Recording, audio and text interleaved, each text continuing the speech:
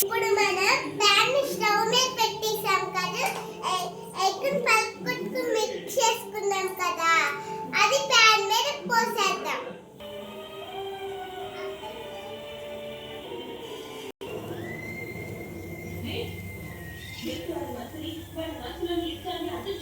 Mummy నేనేమన్నా మర్చిపోయా. ఇప్పుడు మనం ప్యాన్ మీద మనం ఎగ్ మిక్స్ చేసుకున్న పోస్తాం కదా, కొంచెంసేపు ప్యాన్ మీద మూత పెట్టుకుందాం.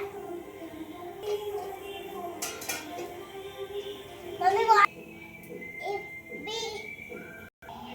ఇప్పుడు మీకు ఇష్టమైతే పచ్చిమిరపకాయలు ఆనియన్ యాడ్ చేసుకోవచ్చు.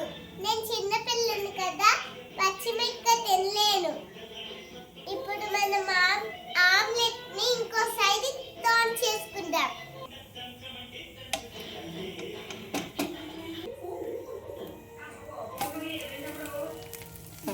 అట్లా చూసారా ఎంత బాగా వచ్చిందో.